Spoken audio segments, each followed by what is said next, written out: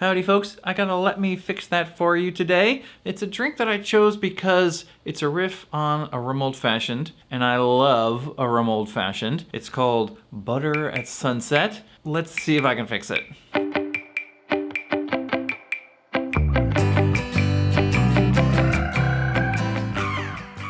So this drink comes to us from loyal viewer Pierce.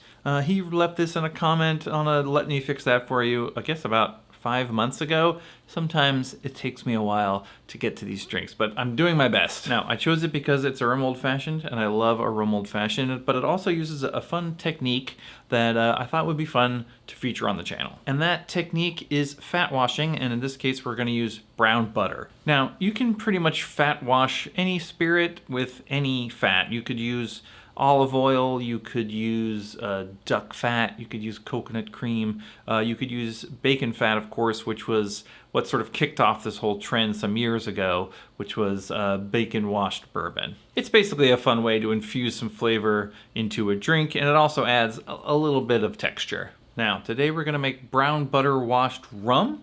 When Pierce sent this in, he said he used Angostura 7, which is a bottle I couldn't get hold of. So I'm going to use this Saint Benevolence. So this Saint Benevolence Caribbean rum is a blend of Dominican Republic and Barbados rums. They're aged for 5 years. The neat thing is that the profits from the sale of these rums goes to benefit Haiti. Anyway, if we're going to make brown butter washed rum, we're going to have to make brown butter. Now, brown butter is pretty simple. You're gonna take butter and you're gonna put it in a pan and you're just gonna cook it in a pan.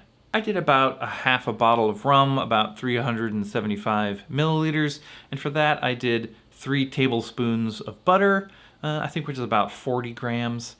You don't need a ton of butter. Basically, you're gonna put it in a pan on the stove. You put it up, medium high, not too high. You're gonna wait for it to melt. At first it's gonna foam up a lot.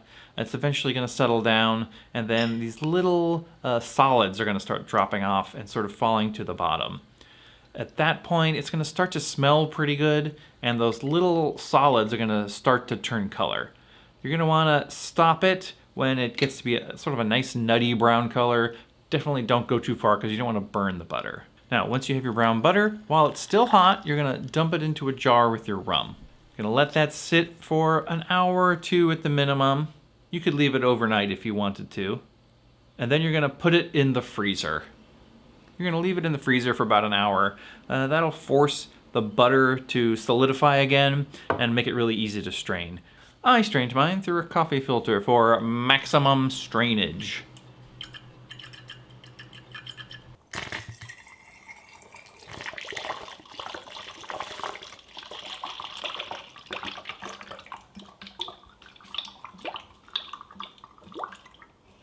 Now we got our brown butter washed rum. Let's get on to Pierce's drink. It goes like this.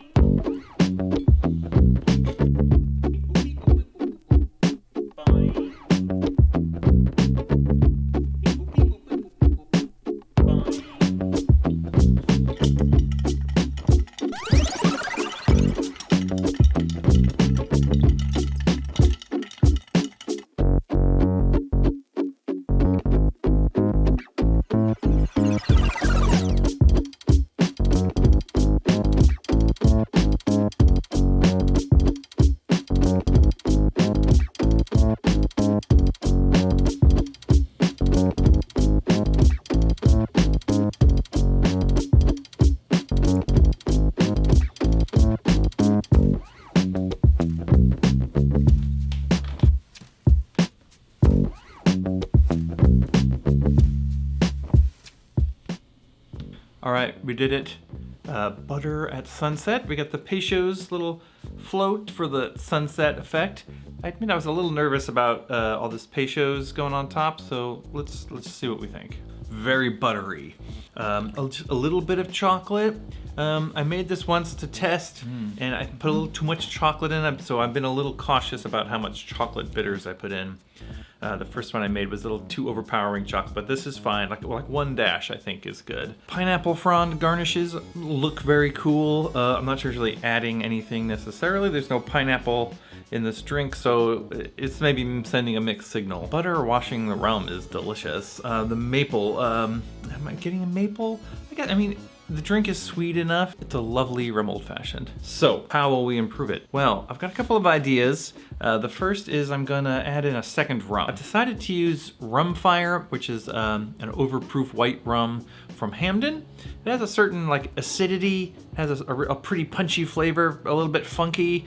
There are other rums you could also use. I have a Hamden overproof that I considered using, but you could also use Wray and Nephew, or you could use Smith and Cross would be good, or even Dr. Bird would probably be a good choice. Something higher proof though, because we're trying to up the proof of this drink so we have room to put in a little bit more sugar. Because I want to add Banana Liqueur to this. Pierce was talking about a bruleed banana garnish for this, which I thought that'd be pretty good, but we would want some banana in the drink, so that sort of makes sense. Now there's a lot of different banana liqueurs out there. I'll be doing a video about different banana liqueurs, so go ahead and subscribe so you can find out when that comes out. So, how are we gonna make bruleed banana? To make these bruleed bananas, here's what I did.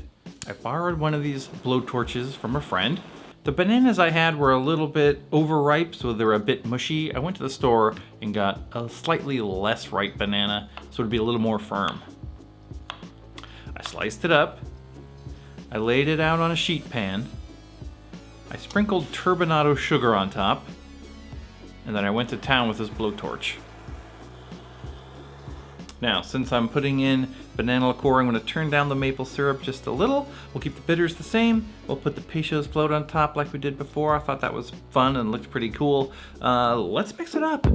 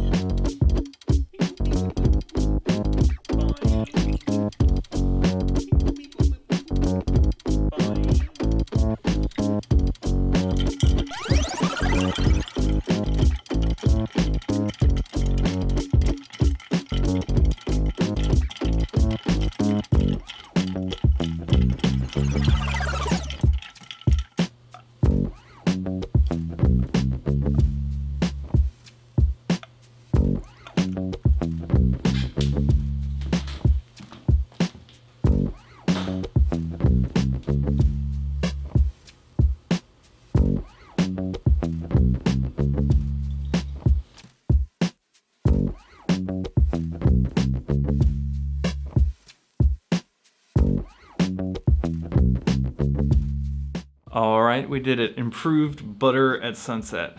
Let's check this out. Now, the first thing I'll say is the bananas, I didn't have the right banana and ice combination for this. These are sort of sitting in here funny. I maybe should have used a bigger glass that would accommodate the bananas a little bit better, but you know what? I'm doing my best. All right, let's give it a taste. You still get the butter, especially in the aftertaste, but it hits you with that Hamden overproof sort of sourness, that sort of acidity, gets you up in the front palate. The banana sort of rounds the whole thing out. And I think those banana garnishes look awesome. I think I fixed it for you. You know, whenever you're making a rum old fashioned, I think it's a great idea to split the rums. That way you can dial in how much funk you want. You could dial in the exact proof you want to use, stuff like that. And also, it just adds a lot of complexity. So if you're making a rum old fashioned, definitely add at least 2 rums. Now, in the meantime, if you have a cocktail that you're working on, you're not sure, you need a second opinion on, put it down in the comments or get hold of me on Instagram. You can also email me. That link is down in the description. In the meantime, thanks for watching, and I'll see you next time.